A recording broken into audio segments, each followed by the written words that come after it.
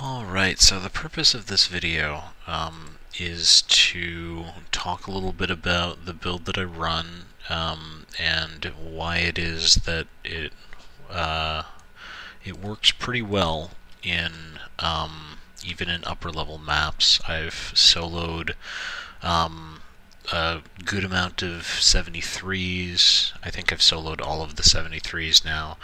I have yet to solo Jungle Valley or Torture Chamber because the bosses are ridiculous.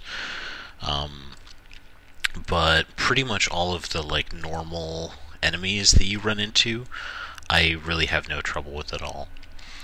I run about 7,300 health, though when I was just leveling up and we were doing, level 68 and 69 maps and stuff, and when we were starting to be able to get to level 70s, I ran with at one point as low as 2,300 health.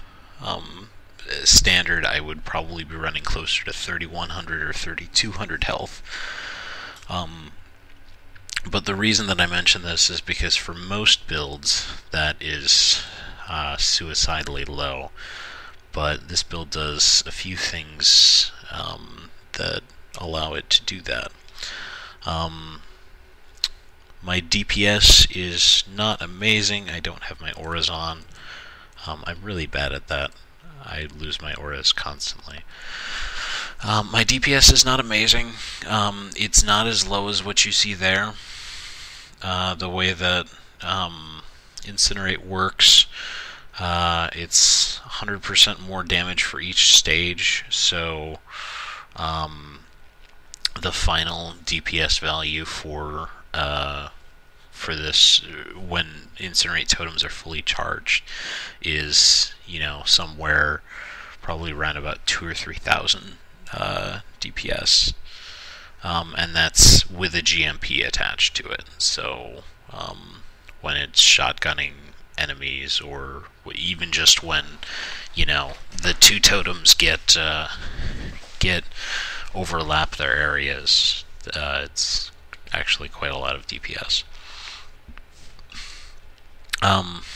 In addition, I run about 253% rarity and about 115% quantity. This is, I do consider this to be an item finding character. His rarity is not nearly so high as most people would have theirs, because I haven't gone out and bought myself, I have some quantity rarity on my rings, but I kind of, I don't have the proper setup to run Andivarius's, so my rarity is a bit on the low side, but my quantity is higher, so that's certainly worth something. Capped resists, I guess I'm 1 under in fire. Not sure why that is. But like I said, 7,300 health and a lot of damage. The clear speed for this character is pretty good. I think that most people who try something like this out will be pleasantly surprised with how quickly it clears maps. Unfortunately, the map that I have rolled is not a good one to show you that, because it has elemental damage, reflect, and enfeeble. But in general, the clear speed is pretty good. I'm not quite level 20 on Incinerate. I'm most of the way there, but I still have to finish that off. In terms of abilities that I use, Incinerate Totem is the main damage ability. You can see I've got the Olmec Totem there. The primary support is these Frost Walls. Incinerate Totems deal a ton of damage if they're allowed to just sit there and shoot, but enemies will generally try to freeze them, or try to stun them, or try to, lightning-based characters will just stack shocks on them a little bit and try to burn them down that way. If you do not support your Incinerate totems, you will find that your Incinerate totems do not do very much. So Frost Wall is good for that. I really like Frost Wall, it's one of my favorite abilities. Also Cold Snap Trap. You can see it has, even without really specializing in it, these are pretty good at freezing enemies and locking them in place. It's not quite as good as Freeze Mine for doing that, but the advantage is it is ranged, and it is also not about to be nerfed by a coming balance patch. Well, hopefully. Anyway, my links. I have two. I'm currently running 2 auras. I could probably do 3 auras if I had 340% running. Like if I wanted to do purity of fire, ice, and lightning, I could probably do that and still have enough mana to cast everything. Because my Incinerate Totem is actually, it only costs 32 mana at the moment. That is partially reduced by passives, but yeah, Incinerate Totem is extremely cheap. So looking at Incinerate Totem, I've got Incinerate linked, item quantity, item rarity, faster casting, greater multiple projectiles, and spell totem. If you were to socket in some more damage gems, take off some of your item find, you see the damage on the ability goes up quite quickly. And that's added chaos that I just threw in there. It's level 17 added chaos. It scales up the damage rather fast.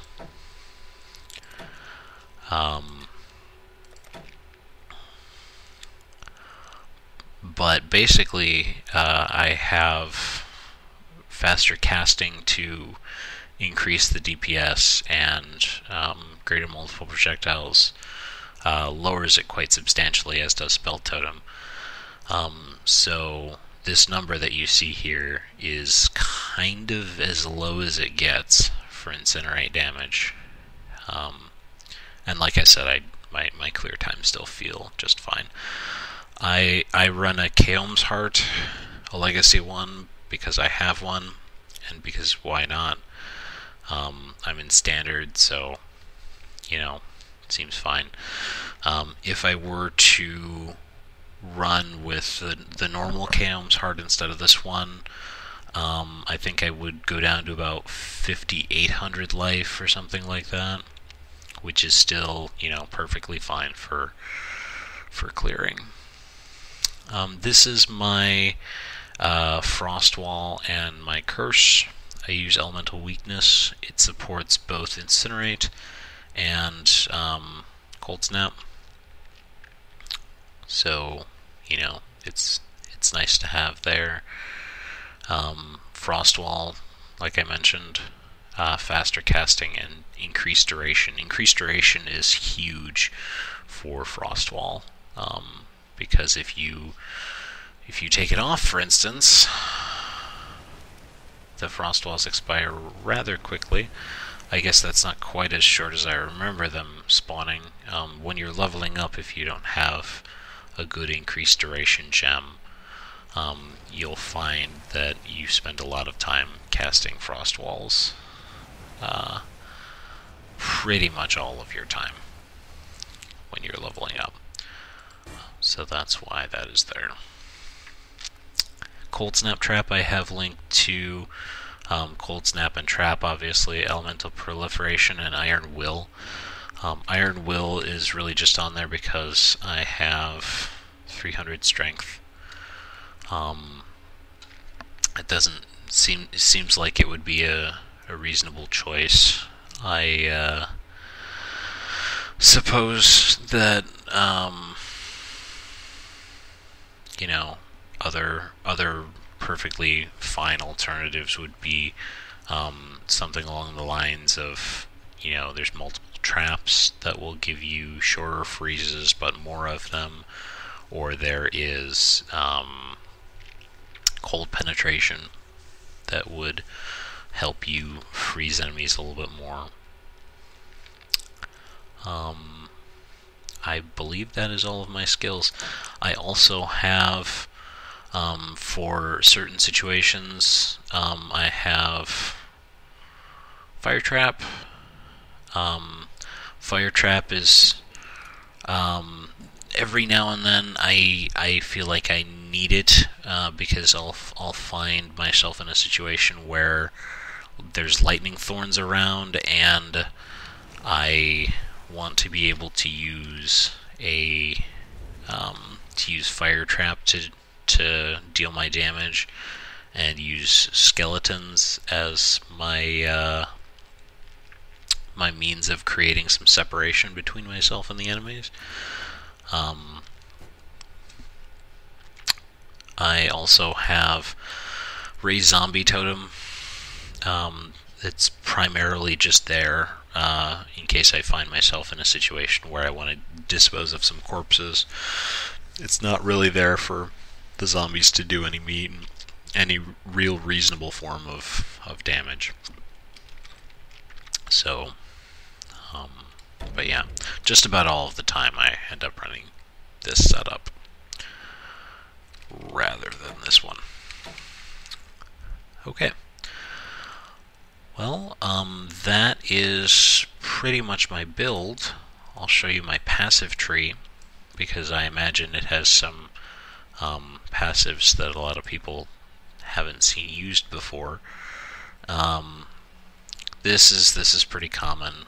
This is kind of standard. I take some stat nodes because I don't have it on my gear. Come over and get an Ancestral Bond, Elemental Adaptation, Totemic Mastery, and then I swing around here to get the big totem damage node back here as well.